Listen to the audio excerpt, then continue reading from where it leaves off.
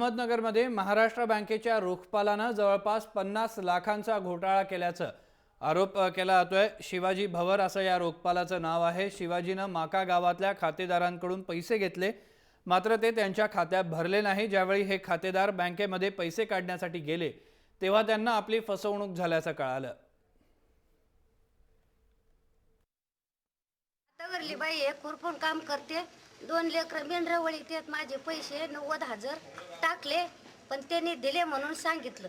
मी काय करणार, माझ्या मुलीचं लग्न आलं। मी 2 लाख रुपये खात्यावर वर्ग केलेले असताना ते खात्यावर आज ऑलरेडी त्या तारखेला पैसे बी नाही आणि वरून परत आज ते ओढवडीचे उत्तर देऊन बँकेत पैसे गायब केले आणि आता उद्या या परवा या करून हे करते।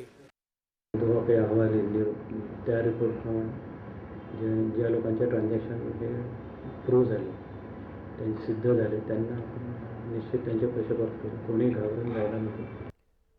अहमदनगर जिल्ह्यातला हा प्रकार आहे। शिवाजी भवर हा सध्या फरार असून बँक प्रशासनानं त्याला निलंबित केलंय, पण अद्यापही त्याच्यावर कोणता गुन्हा दाखल झालेला नाहीये। त्यामुळे या घोटाळ्यामध्ये बँकेचे अधिकारी देखील सामील आहेत का असा प्रश्न उपस्थित होतोय। सुशील थोरात यांच्याकडनं अधिक माहिती घेऊया। सुशील, फसवणूक झालेल्या लोकांची संख्या आणखी वाढण्याची शक्यता आहे आणि या ठिकाणी आणखी एक मोठा घोटाळा उघडकीस येण्याचं चिन्ह बघायला मिळतंय का?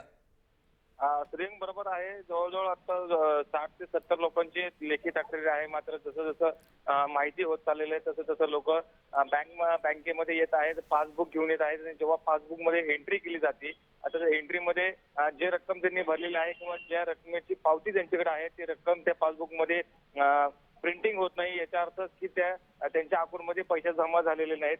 त्यामुळं सर्वच एकंदर गोंधळ उडालेला आहे आणि जर ते पाहिलं तर माका हे गाव दुष्काळग्रस्त भागात मोडलं जातं आणि या ठिकाणी बरेचसे मेंढपाळ असतील किंवा ऊसतोडणी कामगार असतील, शेतकरी असतील, अशाच नागरिकांचे येथे खाते आहेत आणि काही नागरिकांचं आता पाऊस येणार असल्यामुळे काही नागरिकांनी पैसे काढण्यासाठी किंवा शेतीसाठी पैसे जे ठेवले होते ते काढण्यासाठी गर्दी करतायत। मात्र पैसेच मिळत नसल्याने इथलचे शेतकरी हवालदिल झालेले आहेत। धन्यवाद सुशील, तुम्ही दिलेल्या माहितीबद्दल।